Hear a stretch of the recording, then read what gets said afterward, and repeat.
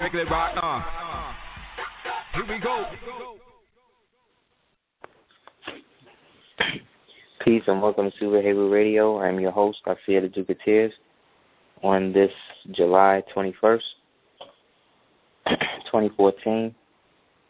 Peace to our co-host, Selena, the Empress of 10,000 Years, all of the Super Heru family, all the human families of the planet Earth, all of the ancestors and gods and goddesses that exist in the ever-present mind of the universal oneness that we perceive as the generator, operator, destroyer of our own independent and universal omniverse that we call life. So hope everybody's been well. We've been really working diligently to make a lot of things happen and create alternative avenues for us to establish ourselves as to where we need to be in order to do the things we need and want to do. And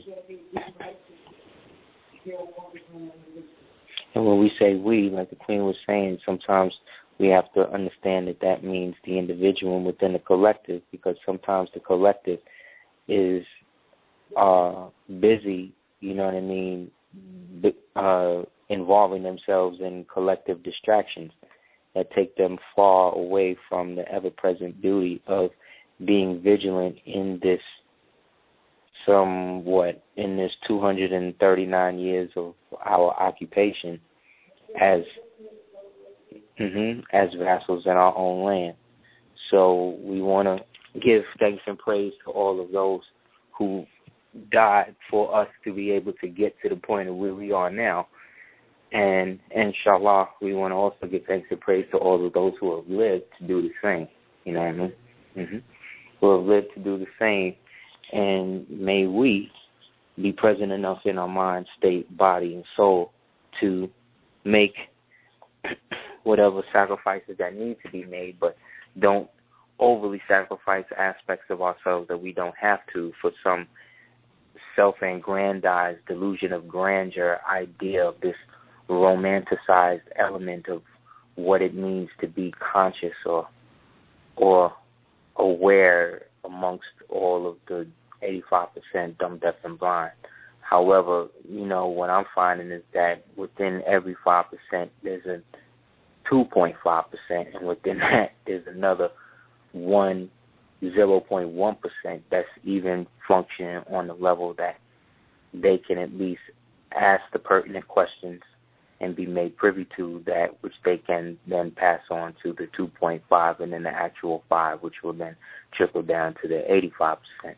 However, the fact that we are even dealing in percentiles when it comes to human populace shows you how far we have yet to go to actualize what we perceive as a spiritual foundation of something other than the useless meanderings of a piratized culture, of people who will debate you on your Facebook page about what it is you believe or whatever, but then you go on their Facebook page and these same niggas just got twerking videos and shit. Like, this is the type of idiocracy, you know what I mean?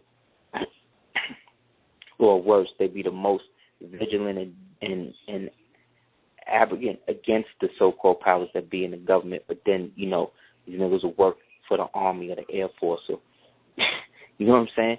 These niggas will have the only cushy government jobs or Homeland Security and shit. Like, stuff like that is really ill to me, you know what I mean? Because it's like you sanctioning this whole, you know, pseudo-revolution, while at the same time it's like it's not really functioning from any basis of a national agenda. I've never heard anybody from any of the so-called, you know, sciences or whatever actually come up with a marginalized plan of how to actually run a government that's self-inclusive of everybody and basically non-conformist to the point that you don't necessarily have to be a part of this or that. You can maintain your position within that, but that becomes a basic collective within that. When you talk about the French, the Dutch, the Irish, the British, the Spanish, right? You're talking about, and the so-called United States, you're talking about a unionized, corporatized statehood that is functioning on the basis of pseudo-white supremacy, right? But at the same token, the British is just as racist as the Americans, but they just don't exhibit their racism the same way. They look at their American version of racism as barbarous. See what I'm saying? Whereas these are the same people who during the Boxer Rebellion killed over 2,000 people. You know what I'm saying? These are the same people who they used to make old ladies pull the rickshaw carts, like old, like 50, 60, 70-year-old ladies. They would make them pull these white men in rickshaw carts purposely. The British control of India was based on making the so-called Indians, who at the time were Dravidians or whatever like that, and Bays, through their capital of Bombay, which was changed to New Delhi. The idea with them was to break down their position. You see what I'm saying? And their view of themselves, because there was no homeless people, no beggars, no none of that. The caste system didn't exist the way that they was trying to purport it to be after that. The British came in there and got them to devalue that and make them think that British goods were better. And they believed it.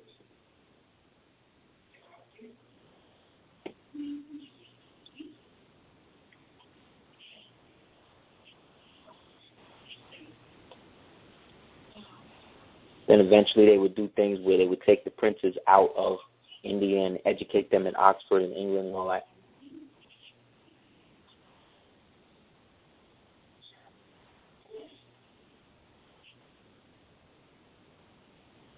All of that is based on denationalization.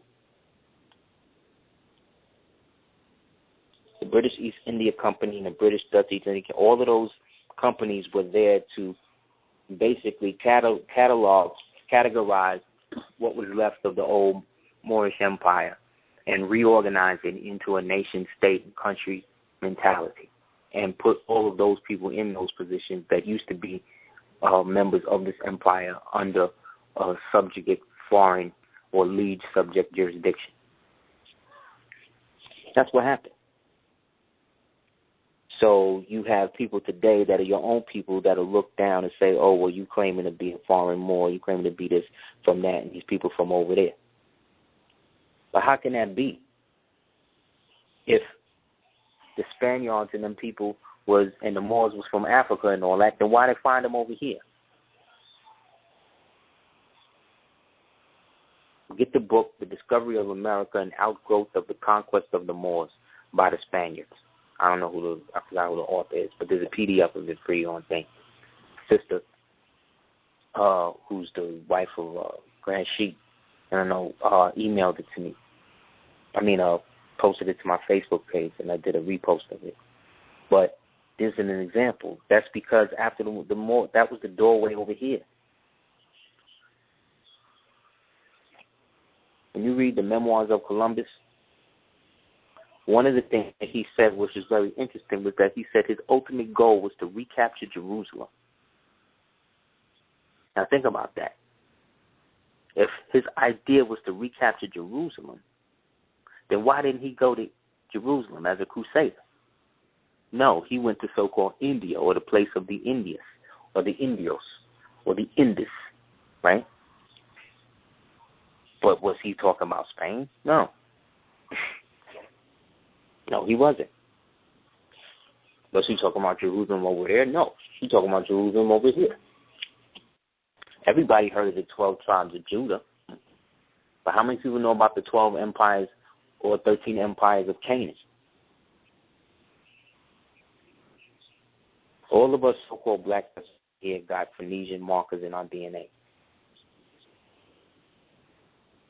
All of us, or most of us, especially from the southern regions.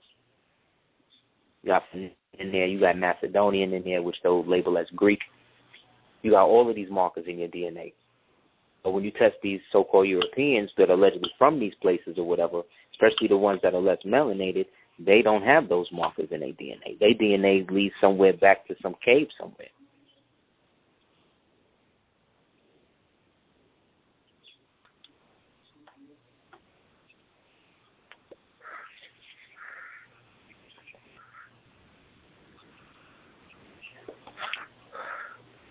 Like there's certain things that we grew up hearing to perpetuate this false idea of our enemies and ourselves.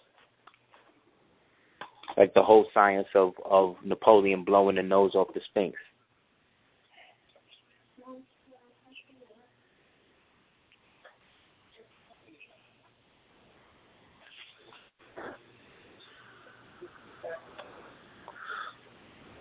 Right? That's what we grew up hearing. Napoleon hated niggas, so Napoleon took the nose and blew it off. But that's not true. If you get there was a paper published by a guy named Ulrich Harriman, and in the paper, it was from the University of London School on Oriental and African Studies, right? Oriental African Studies. And in reading the paper, we find out that there was a man, a Moor, Muslim, named Makrizi Rashidi, right? And this guy was like kind of like a zealot, like back then. And this is like right after or right before or right around the time that Moors started getting into odds with each other over there, specifically around 1375, between 1375 and 1378. So the story is that there was a dude named Muhammad Saim al-Dair, and this dude, who was a Sufi, really watched how things kind of developed from his time as a boy into it now. And at the time, the Sphinx was buried up to the neck. So around this time, the religion of Islam was becoming more of a thing in the old lands, in those lands over there. And so they began to find ways to bring people more into the thing. So a lot of the old images and temples and stuff, a lot of that knowledge was kept amongst the imams and the beys and those type of people. So basically what happened was he was so heated because people used to go up there and like give alms and burn incense and all types of other stuff or whatever. So he was upset by it that he started defacing it.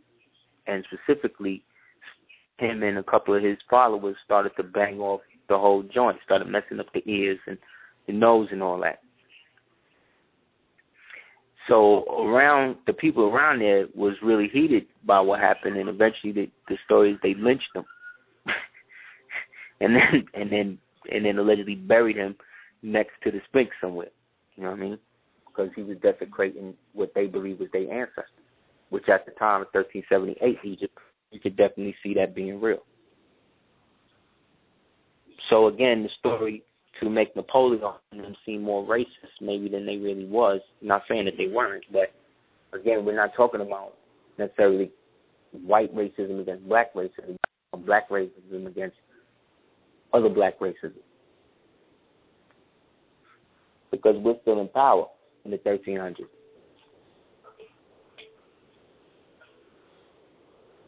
The proverbial we being the imperial aspects of both the Holy Roman Empire over there and the Moorish Empire, with one of the seats of it being at Granada or at the Alhambra. Think about it. If the Christian whites hated Moors and all of that so much, how come they just ain't destroyed Granada? How come they just ain't burned up the Alhambra and all that? And the white man hated the Moors over here so much and all that, how come he ain't just dig up the mounds? And I'm not saying he didn't do that to a lot of them, but a lot of what he did was covering shit up, renaming shit, and moving the people who knew where the real art and the real healing places was. Keep us off balance and keep us in a migratory fashion.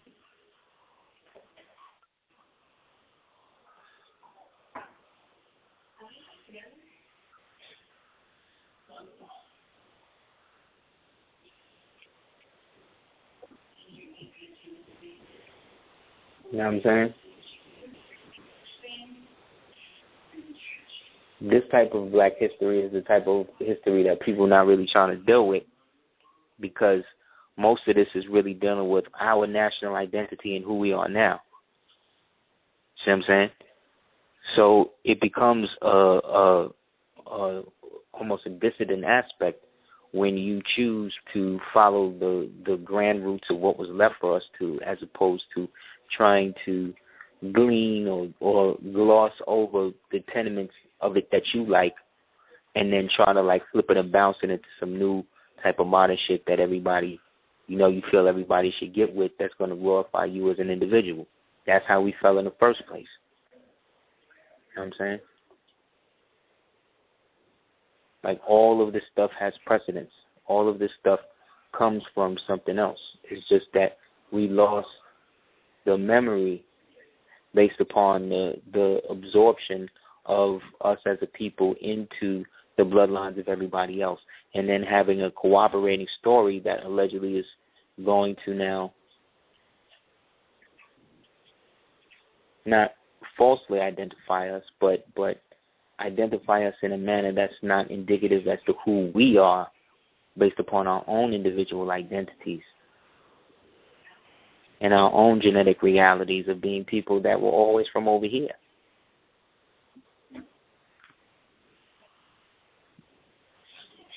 When you read the cuneiform text of El Amarna, it talks of how the Hebrews caused a lot of the dissent and the insurrection in the land. And eventually they were led out. After they were led out and put into the wilderness, they decided that the promised land for them would be the land of Canaan. The Canaanites are the pre and post genitors of the people we would call the Phoenicians, who then were also Carthaginians, Etruscans, Gadamantes, which was also Numidian, which through the centuries was somewhat Islamicized and became all of the Moorish kingdoms of West Africa. West Africa being the western portion of the continent that we call Africa today, and those aspects and remnants of those nations that were connected to those of us over here by way of the south up into the north. In the book Return of the Ancient Ones, the Empress Verides has evidence of the ancient Washita mound builder river culture that traded all over the world, and is also seen in of ancient China as well as the Olmecan people over here today, the progenitors of the so-called Meccans, original Meccans, old mechanics.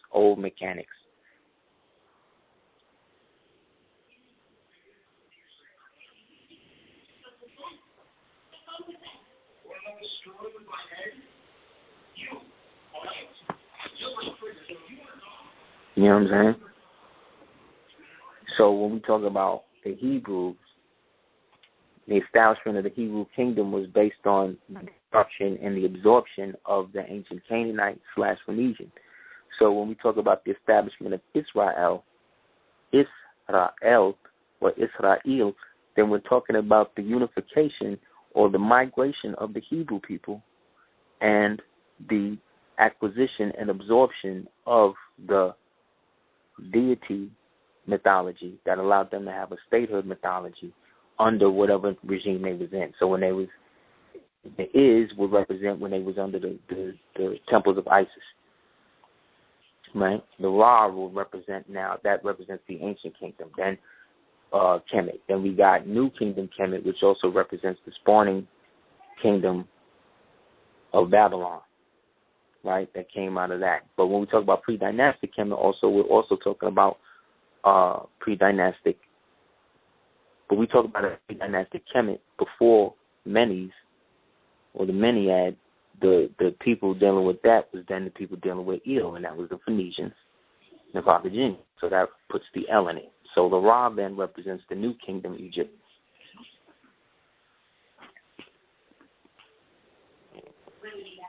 So the Hebrews that established the state of Israel then represent those people who crossed over the river, who crossed whatever rivers they had and went into other kingdoms, absorbed those people's gods, and then created a pantheon or mythos based on that became unified under Abraham, the first quote-unquote Hebrew, the first one to cross over the river Jordan or to cross over whatever river to go across and into Kemet and then do the things that he did.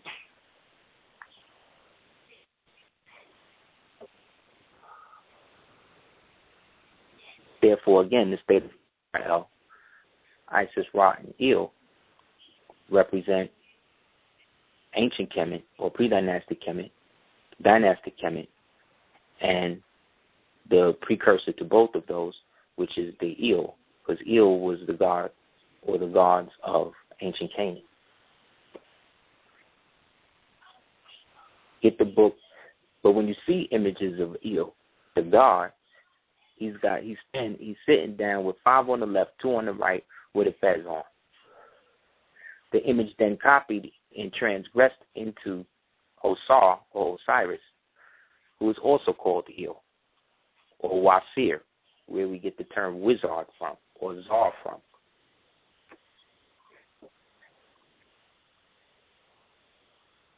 So the gods of Canaan were the Els, who brought forth Yahweh. So once the Hebrews absorbed all of this and created the state of Israel, right, based on that being the name given to them by Yaqub, right, the one who sold his brother into bondage by genetically defecting him and putting in subordinate slavery through title.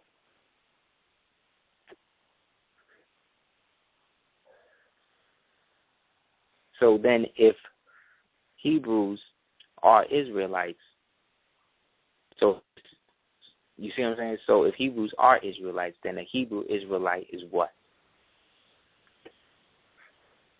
You see what I'm saying? Because essentially, the real Hebrew, the whole alphabet that they got from the Canaanites.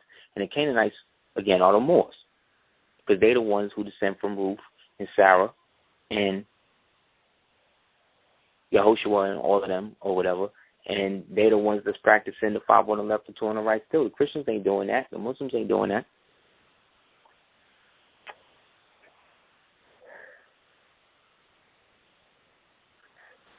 You dig what I'm saying?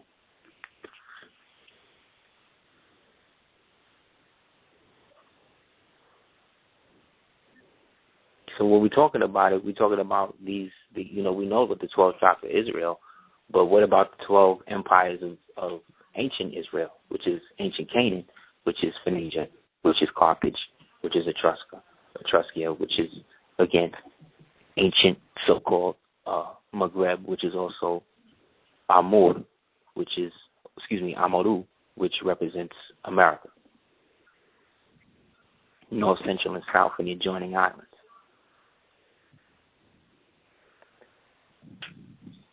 There was the Cyrene, right? Cyrene. They were striving to reestablish the empire as ancient Canaanites or Moors or whatever, but due to the Roman suppression, they migrated further into northwest Africa. Then you have the Elephantine, which around 600 BCE tried to establish a garrison, which again the Romans then helped break down. Then we have the Tamanentid, right? This was Moors now going against each other, where you had Ottoman Muslims basically trying to break them, the traditional ancient ones, down. Then in Ethiopia, you have Menelik, who's the son of Solomon and Sheba, and then establishes the dynasty there, which lasts for about 3,000 years. In Uganda, you got a line of about 33 kings that are tracing their line of David, which is fomented now by the king of Uganda today, the young man who wears a red Fez, the king of also Libya, ancient Libya. You had Dia Kahena, who organized a big incursion of Moors into North Africa to break Rome down. Then you had the Kazembe, which was more of a Shemitic type. You had the Ghanan dynasty under Yemeni. You know what I mean? That lasted about 1,000 years. That eventually became known as the Songhay Empire. Again, ruled by a Eel named Zahir, was founded by a Moor named Zahir Yemeni. Then you had Lam, which is around the 12th century. We eventually called that Timbuktu, and that fell under the Al-Idrisi, the Idris line or dynasty of Moors. And then finally we get the Niger or the Dogon, where you have 7 princes descending from the ancient Canaan of ancient Jerusalem, which we know is over here. So, people laugh at people like Horace Butler and the Empress and the Prophet and people who talk about us being here. It's like you could be here so long as you associate with the idea that you being here means that you were a total agrarian people, meaning that your ancient ancestors were the ones walking around in loincloths and all of that, which a lot of our ancestors did. You did, and had empires and kingdoms at the time while they was doing that. But we're meant to look at them, again, from a strictly agrarian position, meaning that they weren't dealing with a state or an imperial fashion, like they was just wearing different colored feathers than they had as headdresses for, fashion or some shit. Like that didn't mean nothing.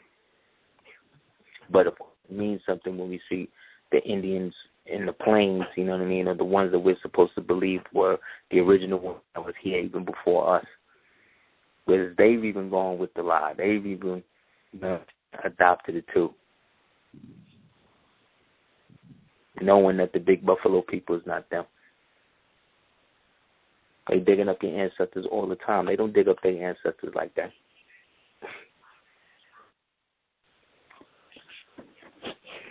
And so they come out with these new movies now, movies like Transcendence, which representing the evolution of the white male, the mutant going into now a digital post-human phase as well. Now this movie Lucy, which represents the female, patterned after the so-called Lucy Hottentot or Grimaldi woman that they say that we all come from that aspect of Africa over there. So now this is Scarlett Johansson is acting as this new version by which reality will be recreated by these two components. Another version of the Matrix, the Terminator, and all of these other rituals that they continue to impose on the mind state of the populace while creating movies that always keep us and TV shows that always depict us at a time where we were off balance, such as either if it's not slavery, it's the 60s, any era where they could call you nigger, you know what I'm saying, is an era that they like to focus on and be in historical movies and stuff. So you always got to play the subservient one. You always got to play the one who is just acting how white people were at the time, as if they're not like that today. But again, this also can't be thing because they've adopted the nigger creation machine through using the vanity and the ego of the black woman against herself. She then of her family. Like there's a movie called Addicted coming out, and it's basically Scandal on steroids, where it's like she not only is having an affair with the white man, she's also going into the sex parties with the mass and stuff with this other black dude, while she has a perfectly great black husband and black children and all of that. And all of the people counseling her in the movie are like black women who are in some ways, still trying to not tell her that she's tripping. Movies like Scandal and things like that are an example of the breakdown of the family now from the perspective of the woman. They got everybody to deject the black man. Everybody knows that he's, everybody knows that he's bugging, right? So you used to foregone conclusion with him, but now with the black woman, the idea is to seduce her away where she offers up everything. You understand? Offers up everything to the so-called system, which is personified in the white male. Well, you have domesticated black males who are focused and infatuated by the black snake moan type white woman that will just fulfill everything and take them away from themselves. So, in a sense, both aspects, the black male and the black female, are totally at odds with each other due to the fact that they've been bred to be divisive by nature towards each other due to the lack of involvement of the overall community behind a true national identity. Because the national identity also creates the system and the God aspect of what becomes your protection instead of you just latching yourself onto something that somebody else is using against you, such as Christianity, which by law is and was a religion given to the slaves. They all tell you how the Romans was killing them and how all the Christians were slaves and all that, because all these Christians used to be Hebrews. You see? And the Hebrews predominantly amongst old world empires were seen as a divisive lot from their time going all the way back to Cain. You know what I'm saying? Going all the way back to Cain. That's how they get the rap. And remember, the Hebrews are the ones who allegedly created the Jews. So again, we're talking about black people. We're talking about an element of black people that were within us due to ancestralness. Now, a lot of this also is allegorical due to the fact that we're using a form of mythology, a fact-based mythology, or mythology with facts sprinkled into it that can be backed up historically. Yet, if every history book that you've read is always giving you a map where Florida is at the bottom and New York is at the top, then that means that regardless of what history book you're reading and who's giving it to you, they're still giving it to you from an altered perspective of how the world really looks. Therefore, you're organizing your thoughts around a varied version of a world that really does not exist, that is ultimately skewed.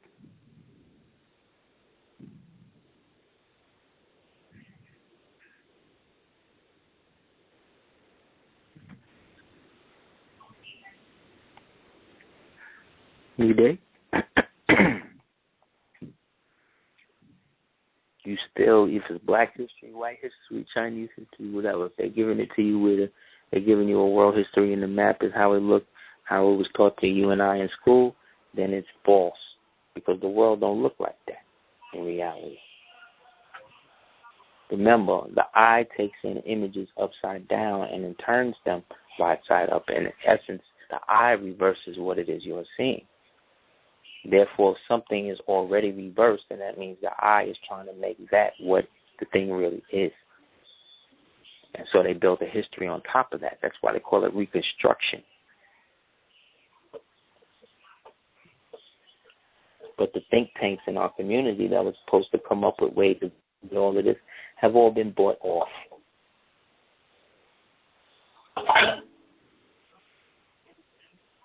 You think the so-called president going to come up with a national referendum against police brutality, murder, specifically a moratorium on any police officers that do that? You think you think any black people are even going to press him on that? Nope. Because it's a preschool to prison pipeline that they got it worked out. They want as many niggas in that thing as possible. Because that'll be less people eventually coming back to try to reconstitute national or regular government. So the sovereignty or the black sovereignty that people are trying to allude to is in some way better, some way, attached to some sort of national identity that is not connected to anything ancestral, does not tie you to the land. It does not tie you and obligate you to be accommodated as one of the people spoken of in the Declaration of Indigenous People, which, although being put out by the United Nations, does not still has to be enforced by state and federal legislature.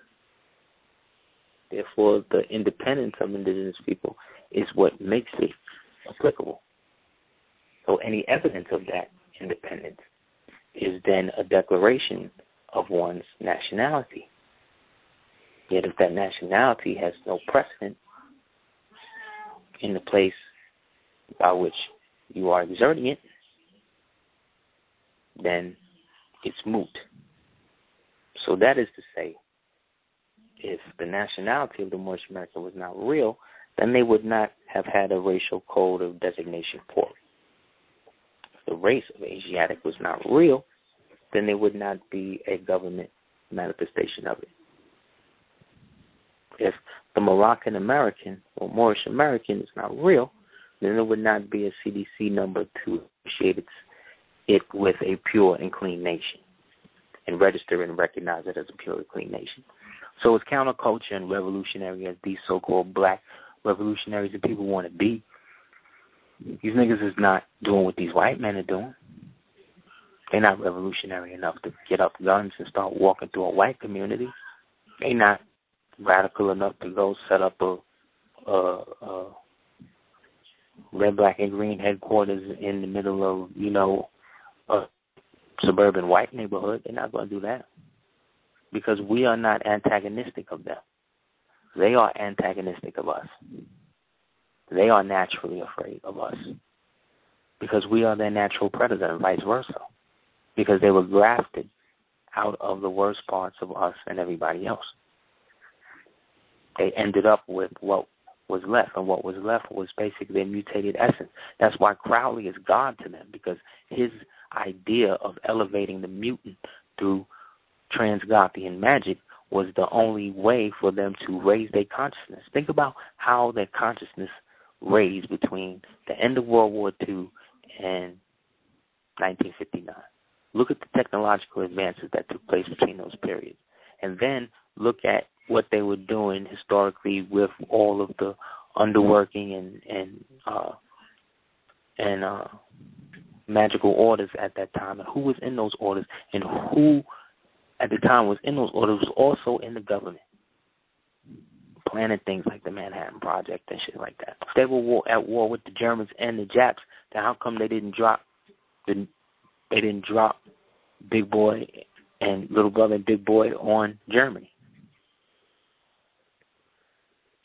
No, they wanted to set the Japanese strain back because they were part of the old empire, or they were claiming empire. Germany was claiming power with them, empire with them, based upon connection to the Holy Roman Empire, and that's why they had Hitler depicted as Saint Maurice, who was a Moor. Guys, who was a Moor of ancient Habsburg and Hanoverian dynasty, Holy Roman Empire, Moorish in Europa, the Imperius Rex, of which we are blood related still, because we was over here. And when they came over here and married into Anna Maria's family, you see what I'm saying? Anna Maria became a lead subject of Napoleon because her husband was that. Therefore, all of her people became lead subjects of her and her husband, who was then vassals of Napoleon, started to break down the stuff and destroy the whole Washington Empire. But they married into that to get the bloodline of the Grail black over here. And then once Jefferson came down and set up the Democratic Party, this was a way for them to now take control of the Negro on both sides, to denationalize on one side and then the perfected Negro on the other, and then mix him in with the imported African prisoner of war, who don't know no better, who's been bred now to believe that he's an animal. And then all of them is lumped together. And the ones that's free is the ones that chose to be out or was down with it. Like Steven and Django, who was really a archetype of Yakub. You see what I'm saying?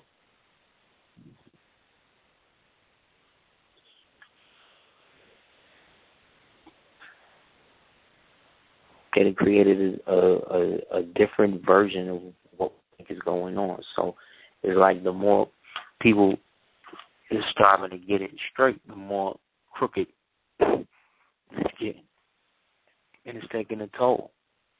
So based on that, you know, if you waiting for the revolution to start for the people, you might as well, not. Because nobody even knows what they would even fight for at this point. That's why the idea of a unified enemy is so appealing. We live in a country where every day people are murdering each other for the most basic and crazy of reasons. But people have always done that.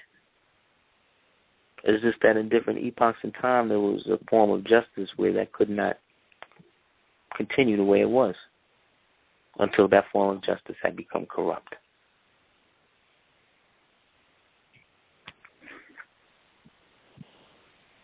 So me having a grandmother who on one side is Charatagi, and then me having a grandfather who on the other side is French, right? And then him having a father who is excuse me, him having a father who is from New England with Moroccan roots, her having a mother or a great-great-grandmother who was or had roots from South Carolina as well. Yet, me being born, again, in Brooklyn and then having these markers that represent these ancient peoples, again, I would only know if I went out and found that. But that then shatters the whole idea. Because, see, when you wore a turban or a headdress or something that took you outside of the Negro jurisdiction, it automatically does. Whether you're real or not. You better be real, but if you're not, it still kind of takes you out of a certain thing. They got to deal with you a certain way. So technically in their custom, when you got something like that, a headdress, a turban, a jewel, plume feather, something like that, that makes you an Indian. But in the original term Indian, that means Indus, which means Southeast Asia, which was part of the monsoon trade between the Nagas and the ancient Olmecs, or the people we refer to as the Maya / Inca, where it went from October to April, from north to south, and then from April to October, from south to north.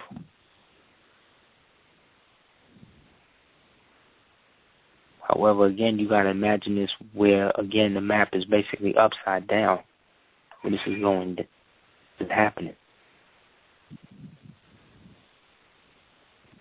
Not the way it is now. Because how they're showing it to us now is an altered version of the world. First of all, you can't lay the world out in a two-dimensional pattern. Yet it is by those that we have to. Remember, maps are done and redone and redone. Whole towns, whole parts of the country have been just taken out. Big black heads and pyramids and all that. Right here. But you'd never know. And the white folk that live around now would never. They didn't create a whole history where they think they created that.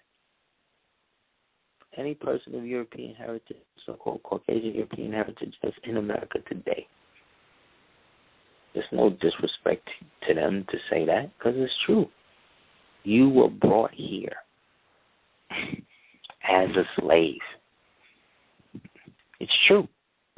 You know what I'm saying? It's true. It's just they call you a type of slave an immigrant, a homesteader, a pioneer. You see, with us, it's a deviant lifestyle, right? With them, it's an alternative lifestyle.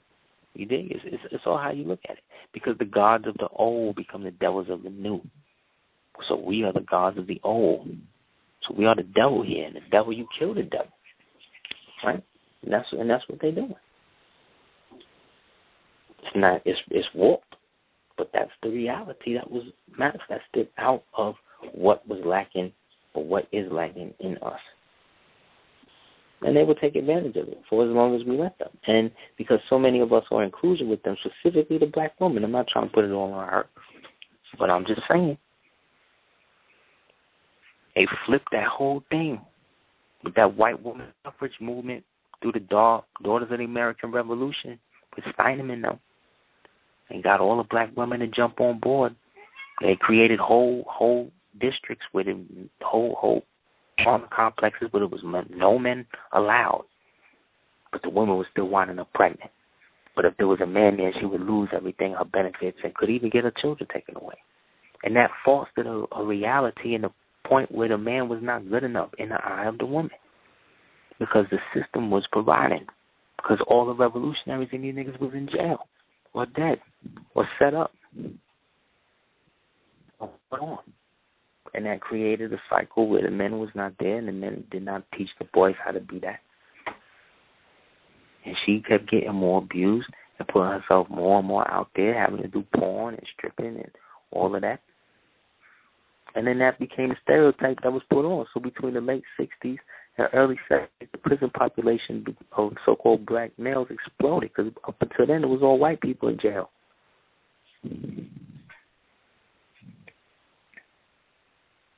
Look at the data, man. It's real.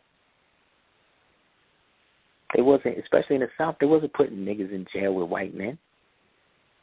They didn't start doing that until later, man, when they wanted to create and use the racist thing to keep all the prisoners at bay from rising up, taking control. So they know all of that.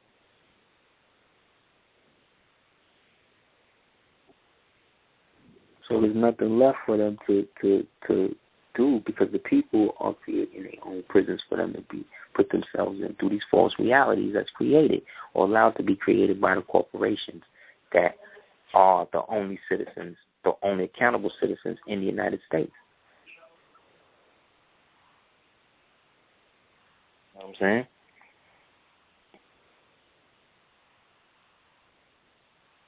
So we're talking about denationalization on a geo-national political level, underworld ritualistic means of acquisition, to break the spirit of the true Asiatic and absorb it into the dominant mind state of what the African is perceived to be. So the individualism that detracts me from outside of even what I am known to be. So I'm a Moor, but I'm not a Moor like a lot of these other dudes is that, or who claim to be that. Just like I'm not like they are, and they're not like I am. Inshallah, we can all come to a common accord, but as a student of history, I know that may not happen, so I cannot wait and do that. I got to create the love, truth, peace, freedom, justice, and equality in the empire that I seek to create and manifest in the ways of the Prophet, who is a manifestation of Allah, who is a manifestation of the thought of Allah. So if I'm dissing the Prophet, then I'm dissing Allah. So I'm not going to win. So anybody dissing him or dissing any Prophet in the ultra-deflammatory way is definitely not going to win. Because these prophets also bust down to physical representations of your body. You know what I'm saying? Jesus is the heart. You know what I mean? Moses is the mind. Moses is the voice. You know what I mean? We could get into all of that, but I'm not going to. Because a lot of this is crazy. Because, like I said, with everybody that's been listening all the time, we could have moved this to a situation if we had more support in terms from our listeners and the people. But other than the listeners and the free, with anything, people can get used to it. Which, again, is why we have to seek other avenues and do other things now to substitute for the fact that this may not be able to continue. You know what I'm saying? Because, I'm not the type that's going to, not say what it is. So because of that, I can't necessarily rely on people who other people may perceive as my peers to, help me get out what our platform is, because ours may in turn inhibit theirs based upon the reality of what it is we're talking about. The type of nationality I'm talking about is being able to be you at all times and have all things reflect that. So when you dealing with the powers that be, they dealing with you as, Ra Ankh Amun Bey.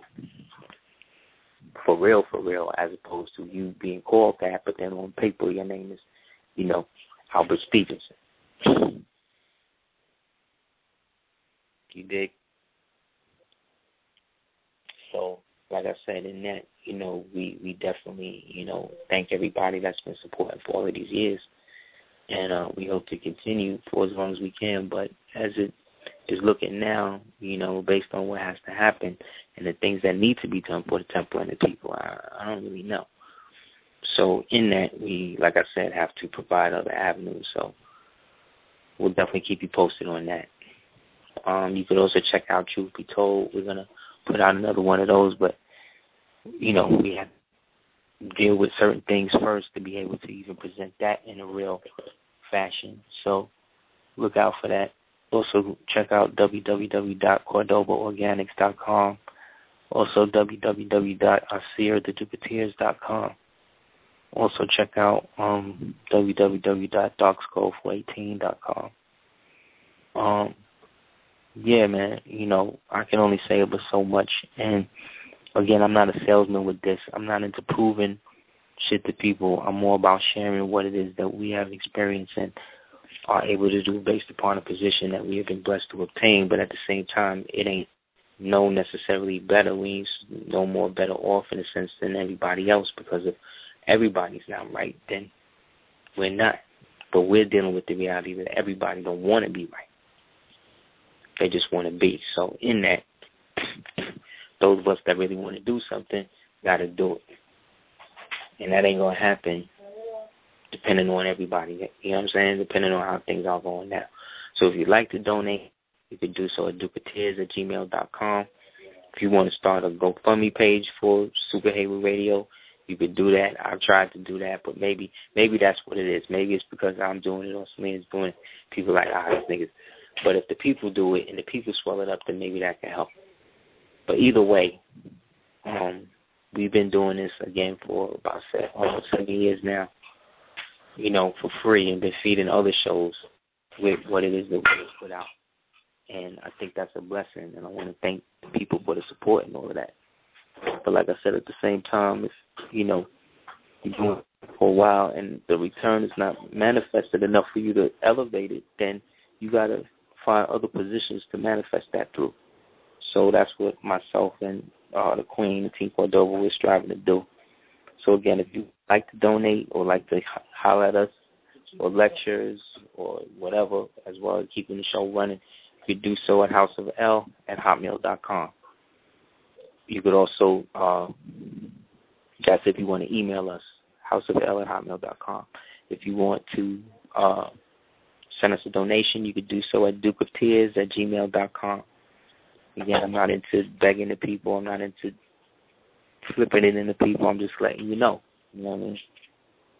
We want to do it and elevate it how we need to do it. But at the same time, I'm still a father and a husband and an art and other things that I can do in that.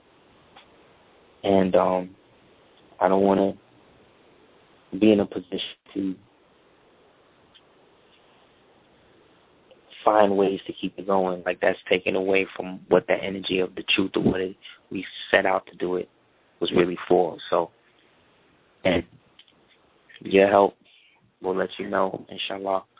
But until then, again, you can holler at us at houseofl@hotmail.com.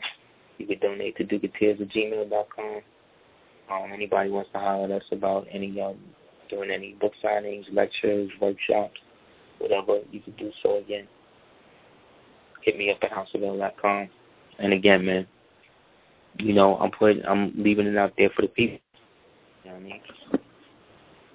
Because like I said, we one of the last ones left, G. You know what I mean? You're not really, no matter how big we get to certain things, we just not going to do. So I think that's also the hold up. A lot of shit too. You dig? Because niggas already know. But at the same time, you know,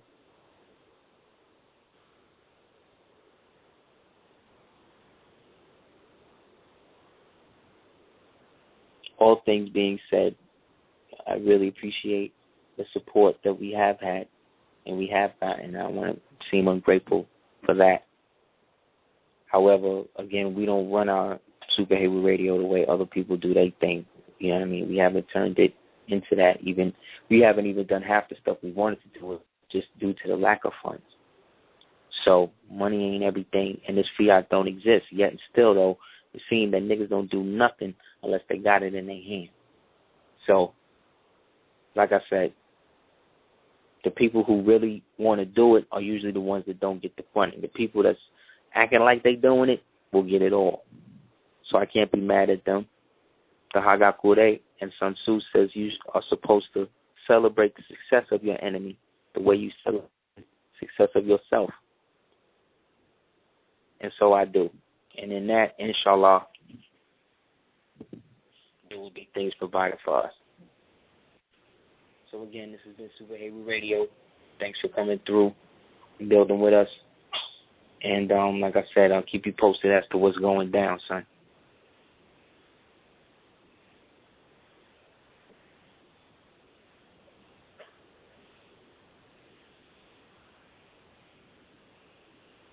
You know what I'm saying?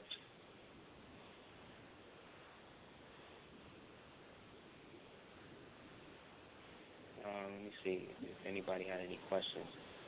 If you had any questions, I'll answer a few real quick. The number is 376371184. If anybody wants to call in real quick. Let me see. We got 1661 on Super Heru Radio. Super Heru Radio. Hey, brother, can you hear me? Hey, Queen, how are you today? I am doing so well. Man, I thought I was just jumping in the middle of the show, not at the end, but I'll go straight to my question. If you can't answer it, just let me know. But this has kind of been intriguing me. It's about my last name. I'm calling you from the Houston, Texas area, and just to go into it, thank you. My last name is Giles. Now, that's Giles. This is a name you can find in the dictionary. When I've looked my last name up in the dictionary, it refers to an ancient Greek so-called patron saint, and the name was linked to, the way I pronounce it is Aegidius, Aegidus. This Saint Aegidius was supposedly, from memory, the patron saint of the sickly. The sickly. The sickly. And I'm only giving you, I'm just, running it down because I don't have the dictionary in front of me right now. But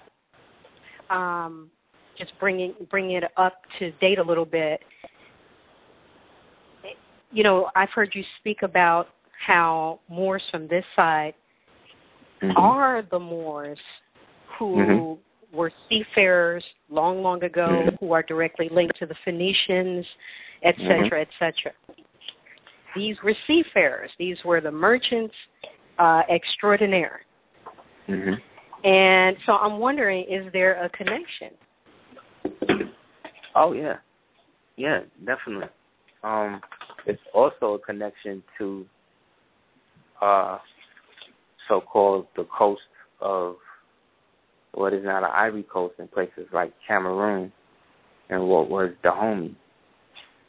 I know somebody from there whose Christian name is Giles. So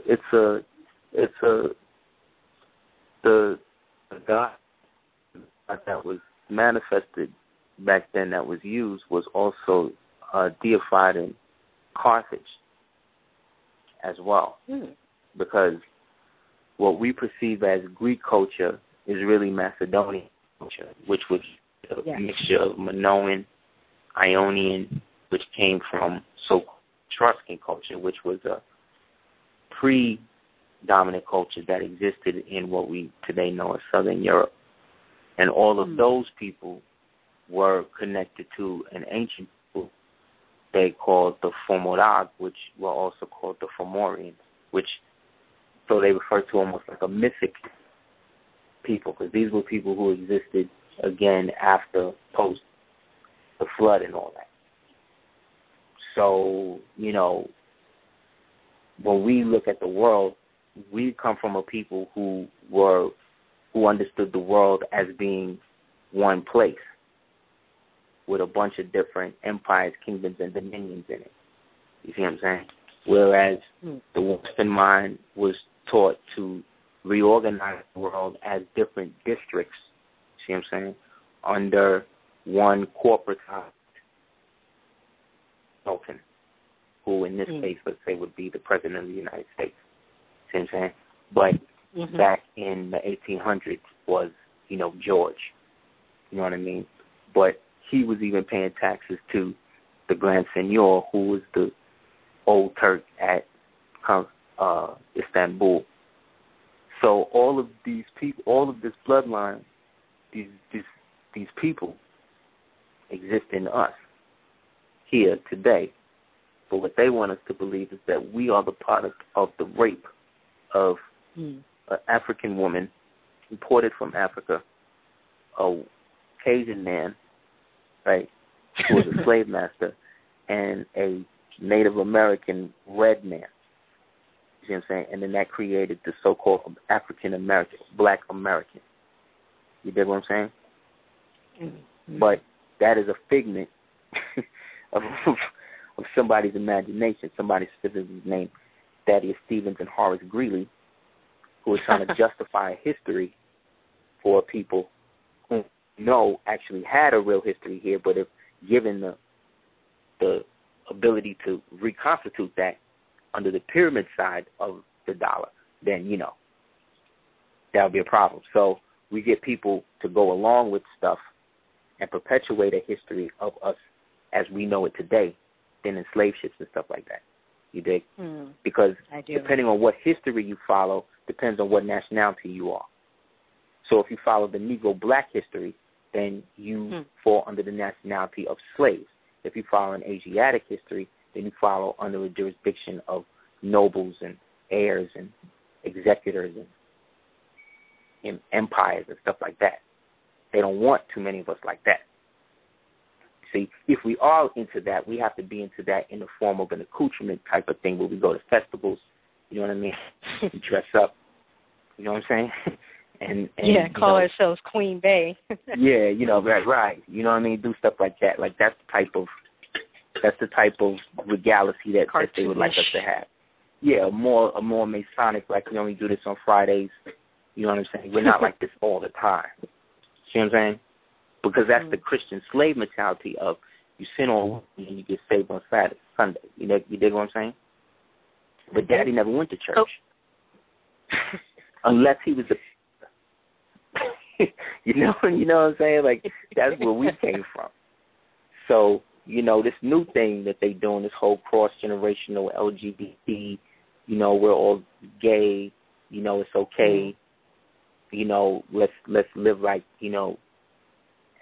savages, but, get money. This whole thing is just a distraction from what it is that you are dealing with. Like what you just asked, shut down all of that. Because the more you find out about that, you see what I'm saying? The more less interesting that stuff becomes. And that's the whole thing.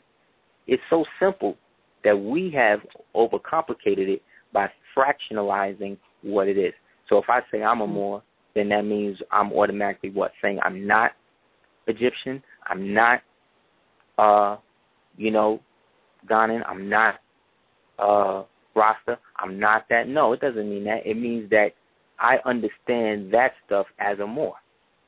You dig what I'm saying? So I could be there as a Rasta and we build it and all that. He be in his red, gold, and green and all of that. But when it comes to things like nationality and stuff like that, there are things about that he may not want to know. So I'm not going to press him on that unless he asks.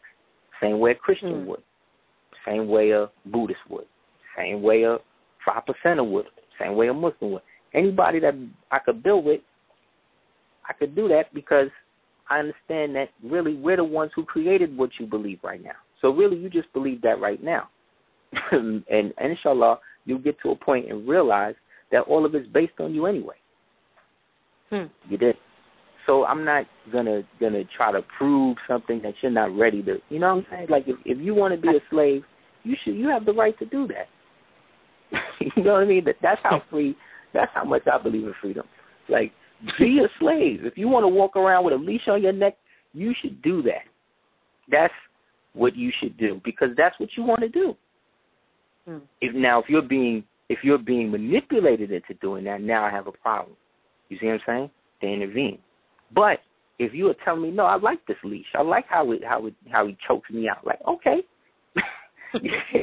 That's the difference between me, or more, let's say, you know what I mean, and like somebody, you know what I mean, who believes, who's into this whole, black revolution, oh, sister, you got to, if that's what she want to do, nobody forcing Olivia Pope to do that stuff.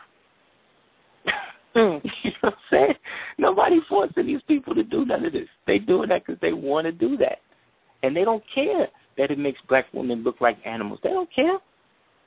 So I can't hate this woman for doing that. I just got to build with people who understand what's going on. So that way I get to know that, God forbid, somebody like yourself see the same thing. So I know I'm not crazy. Oh, no. Far, far, far, far. You've done way too much research for that to be so.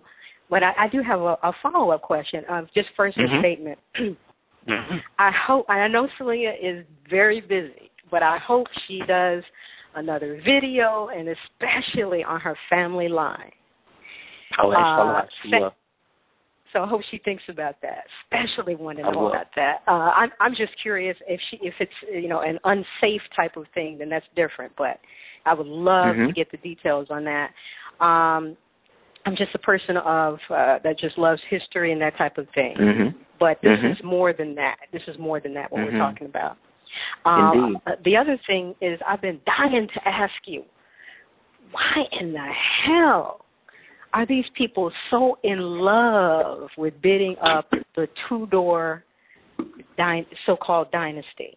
They love to do, countless, endless movies about either Queen Elizabeth II or they love her. Not the second, but the first. Either her or the second. They love to do either or her father, Henry VIII. What is the deal? I mean, did they help kick out the Moors from Albion? Why do they love bidding up these two people so much? Because that was the period by which I didn't want to make it shed on you. So they created a space in their history. That was the line through the British line that they were able to come through and rock. You know what I mean? Because think about it. What are the odds? I was talking to my wife about that. What are the odds that they would be fighting George, and then the guy fighting them, leading them in that would be named George? What's the odds that Jesus would be from Mary, but then was married to Mary? What's the, you know what I mean? Like where? How do they flip it like that, and people just eat it up because they have agreed, I think, like as a people, that this is the only way that we can function. Because the minute we let these people really understand who and what they are from a real perspective, we're done. Because what we've done to them has allowed their willful ignorance to become a bane on human existence. humanity is burdened by the antics of the Negro at this point, to the point where it has been mimicked by so many other countries where they're actually making laws to ban hip-hop music in these places due to the level of depravity and deviancy that is perpetuated in videos and imagery and songs and all this. But we didn't start it out with that. Like, we didn't turn it into that. That was turned into it purposely. They had a meeting, a real meeting. People still act like they don't know. They had a real meeting where the heads of that time of the music industry met with the heads of Coca-Cola and these other people who were investing heavily into the prison population system. And they wanted to create a type of hip-hop or a type of gangster rap or whatever it was that was going to mentally deviate the people into a form of perpetual criminal behavior. This is a real event. But this, again, was leaked and put out on a blog, you see what I'm saying? So people are not accepting that from that point on. This was in, 86. After that, what happened? Will Smith started doing 6 Degrees of Separation, right? Parents just don't understand, right? Then he started doing that. Then P.E. Flavor started getting caught up in crack and all that. It hit Griff out the thing for saying the thing about the Jews, right? They boycotted rap in the Grams. This was a real, I remember when white folks didn't listen to rap. Where police was killing people on the street for breakdancing. That's the era I grew up in. So when I watch now, Justin Bieber and shit, and I'm watching this dude, and these Negroes vouching for this dude. They love him. They love him. They love it. They love anybody that hates I'm a little older than you, so I think I'm about maybe 5 to 10 years older than you. So I'm originally from Chicago, so our thing back in the 80s was house music, okay? Yes, of course we would listen to the rap. All of that. Of course I know. Right? But, of course, we heard all the stories. All the stories coming from New York. We heard about the police, running you guys off the corner with your hip-hop. Crazy. And the breakdancing. Yeah. It's been crazy. Just crazy for no reason. So, again, when I see people not counting people like Eminem, the Beastie Boys, contributed to this thing, for real talk. All of the beats they use today came from Rick Rubin, really. So as much as he's a white Satanist or stuff like that, he got more love for the music than these niggas coming out today. He got more respect and reverence for it because he know a real, a pure soul when he smell it, when he see it. They don't know their own self. They believe that they came on ships from Africa. You understand? That's what people believe. So they mean to say that everybody that's dark-skinned on the earth, that one little continent, man, that's what they got people thinking. And white folk is so comfortable. You know what I'm saying? They so comfortable because we as a people have been devalued. We've devalued ourselves. Well, not us, but Yeah, we're supporting them. So they have reason to be comfortable because we're co-signing everything, or we have been doing that for a very long time. Yeah. As a group, not me and you, but as a group. This is what's been going down. So but I just want to make sure I'm understanding you. I just want to. Well, it's been time. You've already done that, but I just want to understand you. So the reason that I notice all these movies and all this, praise for the two-door line is because that was the line that helped to kick out the Moors, or did it not begin before then? They were the first line that bleached them out. The bleaching started with Germans in Bavaria, with the marriage of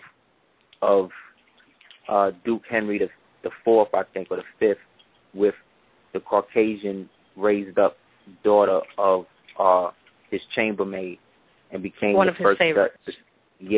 Because his wife died, or they killed her, or whatever, and then the favorite got raised up, and she became the first Archduchess of the House Wetton, and then it went downhill from there. And then that's when they split between the red rose and the white rose. The white rose was the Tudors. Oh, yeah. The Tudors. You know what I mean? And then the Stuarts, because the Stuarts were the ones who was the stewards. They were looking over the throne. They weren't really Briton like that. Or Pictish. They were the raised up ones. You see what I'm saying? They was imports. You know what I mean? Like the king of Cyprus was the king of the Ottomans at one time. They finally put in a Greek. You know what I mean? Like they'll do stuff like that to flip up the line. But in that, the Tudors were like that. They weren't specifically out there. So they fell to an inferior position, and then they started bleaching out the family from them. So they would have a white privateer. You'd have a dark duke or a baron or whatever from the house. And then that one would be married or related to the privateer, meaning that he bought the privateer and hooked him up. So now the privateer owes him. So then in that he becomes his boy as he begins to use the privateer, which is the white corsar, the white slave, to travel the lands and make sure that the Moors that work, that's his people, is actually doing what they're supposed to do. See what I'm saying? So this is how now. So there's no real. So the perception now that the white man is running things in the colonies, you see what I'm saying, is fomented by the fact that they don't see the black monarch that's sending this white privateer to do that. Okay, I can get that. Yeah, you I see, can definitely and get so that. eventually they start to do business now. Start doing business like that. He got his white boy to do business, and then the other one got his white boy to do business. And they say, okay, well, we're going to do business together and cut this nigga out without him knowing. You see what I'm saying? And then that becomes the business, and then they start their peerage thing, where the what's that guy? What's that? Went to the Galapagos Islands? Darwin. You got the Darwin family, yeah. the Garrote family, and another one of these families. They need to only have kids with each other. You know what I mean? By the second generation, they done had like 10 miscarriages, one done went insane. Yeah. You dig what I'm saying? This is what they start doing around the late 1800s when they start taking more of a role industrious position, because they destabilized the South, and now they've allowed the Jim Crow thing to rock. So the only people that wasn't under the jurisdiction of Jim Crow were the Moors, or anybody that was wearing a turban at the time. So the Moors could travel freely anywhere in the South and not have to worry about being lynched or nothing. And that's the problem. That's why they didn't like, because, again, the whole KKK thing is a whole backwards version of it. The Church of Satan uses the same pentagram on the Moroccan flag. Like, everything in this country is coming back to us in a manner that we never expected. But the problem is we don't want to accept our role in our own destruction. So the Creator going to keep this white man foot in everybody's ass until the black man and black woman in America stop making Tyler Perry movies, stop starting, you know what I mean? Stop twerking, stop doing all the crazy stuff they're doing, raise their family, stop going to Head Start, stop doing certain things that they too used to doing it though. They too used to doing it. I have people who know better, but they would rather support people who they already know have robbed other people than to really. It's easier for them. Yeah, they'd rather get robbed. But then me, it's like I'm held to this like standard. Like I gotta like reinvigorate people's confidence in something that really has nothing to do with me. Like I didn't even want to need to do any of this. You probably at one point in your life was happy not knowing nothing. We all was. I was. So it's not that I'm unhappy. It's just to the point now where I'm just looking at it. You know what I'm saying? But I mean, you're not to the point where, you know, you like some of these black people ready to put a gun or something in your mouth. Like, this is where the people is at. Because they done You know, took I God. have ceased being amazed by them. I've ceased because it just will drive you insane. I mean, you'll always be amazed by what Negroes You're right. don't want to know and what You're they right. do. And it's like right. Bobby Hemmett always used to say in his lectures, you know, a nigger is a bad invention. That's right. That's You know, right. And now that we know I that how wanna they was ask you- made, go ahead. I'm sorry. No, go ahead. Go finish your thought. No, I was going to say, now that we know that how they was made and the integral part in it, like in every mechanism that's created, you have to have a central component that makes it work. The central component in this nigga equation is the black woman. It's not the black man. It's not him. It's not him. It's not him. Because he is already dejected. He's already put on the outside society. He's already, in a sense, given up to the point where he don't even pull his pants up no more. He just walk around the street ready for somebody to violate him. That's how broke down this man is made. And he was created during the years of the late 60s, 70s, and 80s. And then when crack came out, it wiped out everybody. And then the mothers then started to blame the sons. And they started to create these men to hate themselves by hating women, and in that they chose to be with themselves. And so this created the black down low homo with culture. That's right. It had a homo down low culture, which was then accepted by black women as the one gay best friend, right? Yeah, who was exactly. really plotting on a man. Who really plotting on a man on the low. And then get mad at the man when he don't want to hang with her with him. This is what I mean. Like she has accepted it to the point that she'd rather be a whore for him than a wife or a mother for her own children. And he, the black man, has emasculated himself to the point, or allowed himself to be to thus, that he would rather be a woman. He want to be with another man. So he won't have to live up to his responsibilities. Some type of affection. He's trying to become the female that he wants for himself. That's how sick. Oh my God! Woo. This thing is now. He is trying to become a female to give himself some type of nurturing that he feels he can't get from his woman, his mother, his grandmother, his next door neighbor, the black. Nobody. The only person that's willing to give him love or a semblance of that is the white woman. That's the damn problem. Nobody is dealing with that. You got brothers that are trying to put themselves in some imaginary Illuminati family shit and is being heralded as a hero. You dig what I'm saying? By the same people who was making DVDs trying to turn people on to the whole sex ritual and shit. But all they did was glorify it. That's why I stopped talking about that stuff. Because all it did was make it more appealing. Some people just wanted to get more into it. That's how sick, that's what I'm saying. People are like, they done, man. They done. Well, so I wanted to say, go ahead, sir. No, go ahead, Quinn.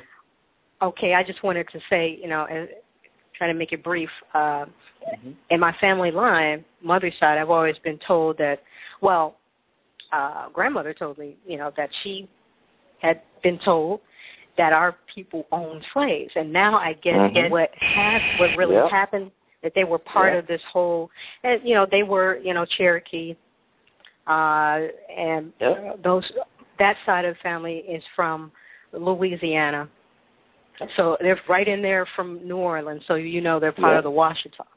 So, and they just basically fell for it.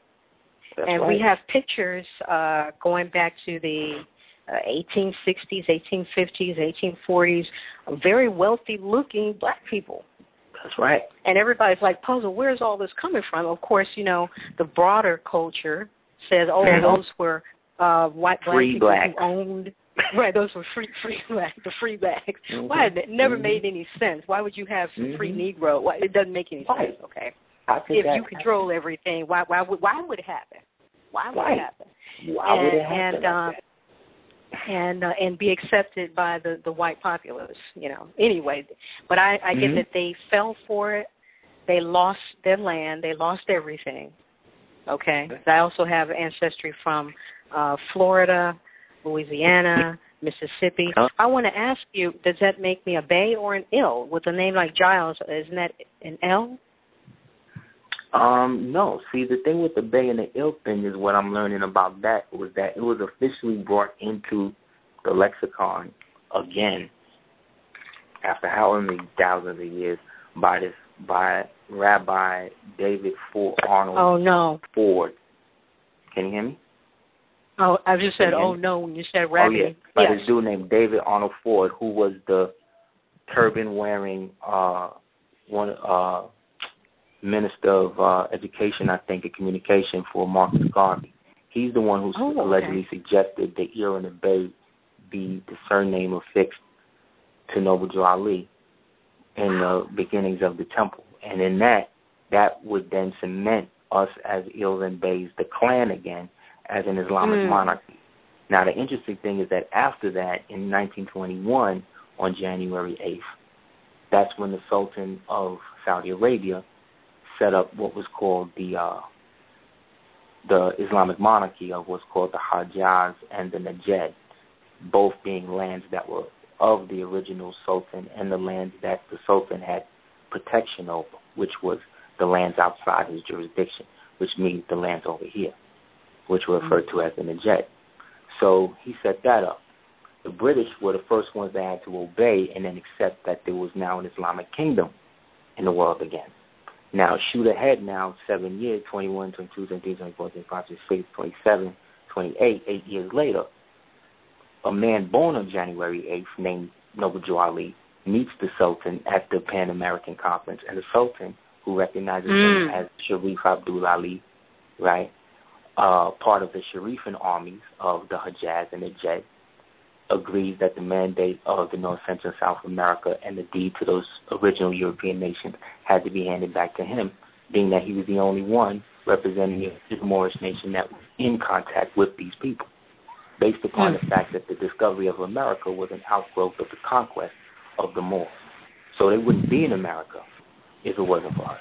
Nobody would even know about ancient history if it wasn't people who refer to themselves as Moors. Then there's a book I found, an old school book called Nanticokes and Moors. It's all about the Moors, who were also called gypsies here in the United States.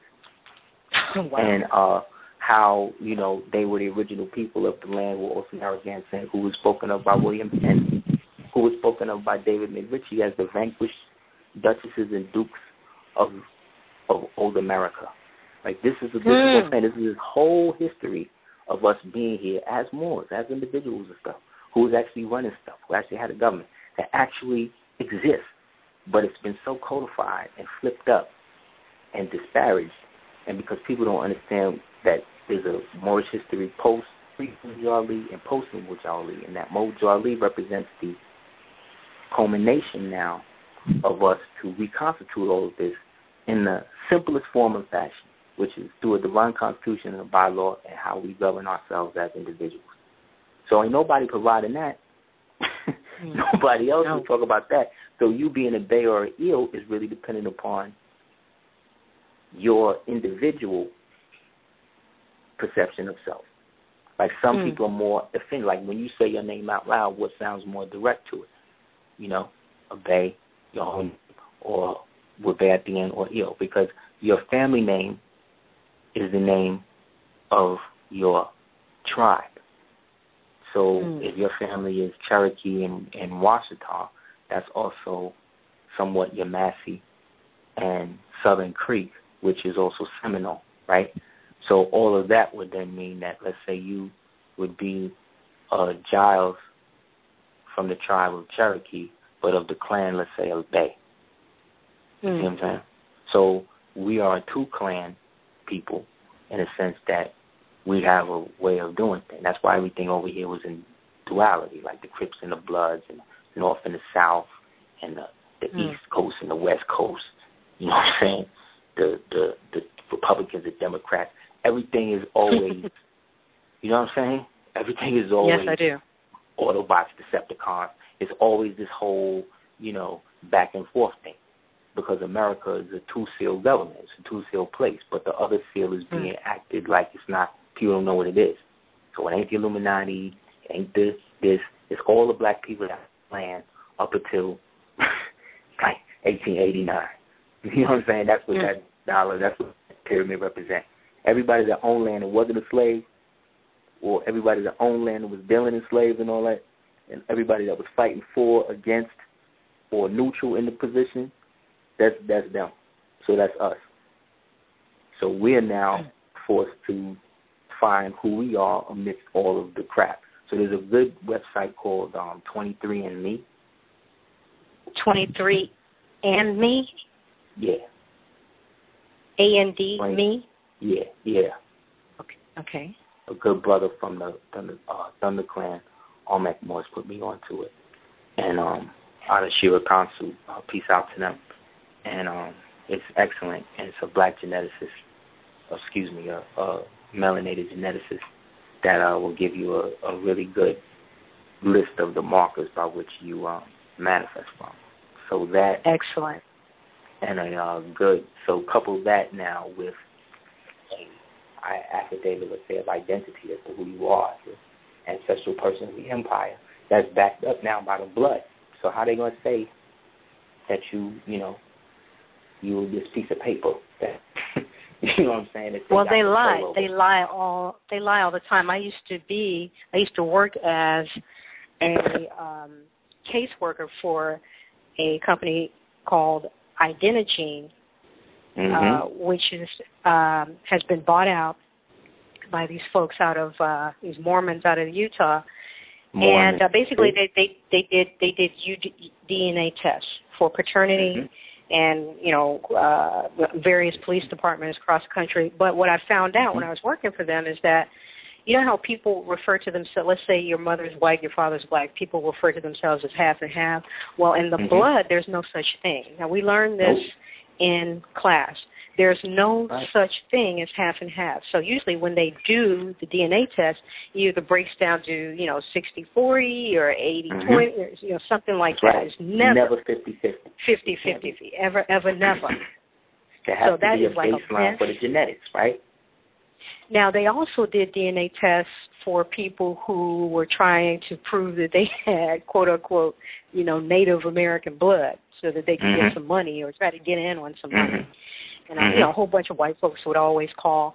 But in the DNA test that they would do for African Americans to try to determine their bloodline from Africa, that is the biggest lie. They cannot determine what quote-unquote tribe. First of all, we're not from Africa, but putting that aside, they cannot determine. A DNA test cannot tell you what tribe you're from, but they have people believing that they can, and it's just to further the lie. Even when they type up the term Native American, a Native American by legal definition is any people who were conquered and brought over here between the 15, 16, and early 1700s. So that's not us. That's them. So these so-called Indians that they call these Indians on the plains, these white, all those are white people. They're not from here neither. They ancestors. Why do they why do they look Asiatic? A lot of the quote-unquote pictures. Because half of their ancestry is from Tartary. From what we now today call Tartary, which is now Mongolia, due to the expansionist elements of the ancient Qiang dynasty that coupled with those so-called Hindu Indians that were exiled from India about 17,000 years ago from the year 1914, as spoken of by Elijah Muhammad. So they wound up in the shores of what we now call Mexico, and then the Olmec people, which was now the Maya, Anasazi, Hopi, these type of people were the landlords over them. They were the gods that these people raised up the situation over or under. But the more the incursion or the breakdown of the family started or happened, the more these people were forced and migrated out. And now these people who eventually would become the Spaniards were now put in control of these places. So now they dress up in what they remember us in, and now they start acting like that because now we done moved on, and now we done had to become Southern Creeks. You see what I'm saying? Or we done had to become this, or we've been absorbed into the Sauk Nation or whatever, because now around 1799, now that the nationality is not there, the Bay and the Eel, the ancient international connection, everything becomes domestic. So now people start to use their tribal names, their family names, as their national names. So we're Cherokee, Cherokee, Smiths, but we're not Cherokee Smiths of the clan of anything anymore. Now we just break up into different Cherokee nations and different Cherokee bands. And then from the bands, we go into tribes. So when the white man talk about Indian nations, he's talking about more nations. Or the Indians that used to wear turbans and stuff like that, that was over here, who descend from the Indus, which is Southeast Asia, the Nagar people, who were also ancient Kushite people, again, from Abyssinia, who eventually were Hamitic people. You see what I'm saying? Which then brings us back to Ethiopia, which then brings us back up into Egypt, which then brings us all the way back over to Western Africa, which then brings us right back over here. You see what I'm saying? Right back over here. Right. So we're the same people, but based upon where we stop at, we create some whole other thing, and then when we get done with that, we move on, and then the people who was the slaves or whoever was under us, they move into these temples and stuff, and they act like they got it. So when the people who call themselves Mexican, the white Mexicans we see today, is in these pyramids, they've already been over 75,000 years old. So they don't know what's really supposed to be going down. They just, if they know, you know what I'm saying? So they speak in a language and all that, but who you don't know how Cortez flipped all that shit up. You don't know that that's the same Incan dialect that they were speaking 13,000 years ago. You don't know that. They don't know that because they're not really from here. They play the same white card. They play the same Caucasian card down in Mexico and down in Central America and down in South America that they play up here. The same thing. They all in on it. I'm trying to say. So when you see these black men and these white women and these black women jumping ship with these white men and these white women, what you're watching is somebody who already declared who they are. Right. They're not. It's beyond even trader or genetic thing like that. This is now about whether you're giving up your genetics to the inferior plane or you moving it up to the astral plane. If you're moving closer to the astral plane, you got to stay in your archetype. That's part of the deal. That's right. And a lot of brothers and sisters don't want to deal with it. They don't want to deal with it. Whatever issues you got with your mother, whatever issues I got with my mother, I'm dealing with them today. Whatever issues my queen got with her father, she's dealing with it today. Through me, through her. Regardless of whether or not we like it or not. Whether or not we realize it or not. Because it has nothing to do with us. This is about a blood thing working itself out. So we're just the people who's manifesting this aspect of it. So I got to do it a certain way. But if I don't, you see what I'm saying? Things are still going to happen how they're going to happen anyway. So I can't fool myself into thinking that this whole thing is based upon what it is I'm going to do and bring to the people. No, man. It's what we're all going to bring to it. So if I'm bringing all of this for all of these years and the people is like, word, that's dope, keep it coming, but they're not providing anything for me to help expand it or do it, then I got to do something else. You see what I'm saying? Like, it has nothing to do with where, it is. It's the fact that this is what it has come to due to an almost inbred apathy that is within the very same people who know that they can do more. You see what I'm saying? So I'm doing all this. I'm a one-bedroom apartment. So regardless of who or what, when the judgment day comes, the creator going to look at me and say, okay, well, what'd you do? What'd you do to bang on the devil? Okay, well, I did a show. I did this. I did that. You see what I'm saying? What else? You've already contributed. The time is going to come. The time is going to come, though, for all of us. And that's what I'm trying to say. So the littlest thing that people can do sometimes don't realize how that reverberates into the mansions of the hereafter. But we don't care about that. Because, they'll make a movie about it, and they'll project, and Emma Stone and the shit, and then, that's it. You start thinking about it. But I appreciate the call, Queen. I could talk to you. Thank you for your time and your energy. I appreciate it. It's really peace. And I really thank you again for the support. We really do. Thank you. Good night. Thank you. Peace. Close out. So, yeah, everybody. We're going to shut it down. If you want to donate again, you can do so at ducateers@gmail.com. If you want to hit us up for any of the services or anything that we can provide or help you with or whatever, you can do so at houseofbell@hotmail.com. And if you like to donate again, you can do so at duketears@gmail.com. Like I said, start, put the word out there, man. And people who love the show or whatever,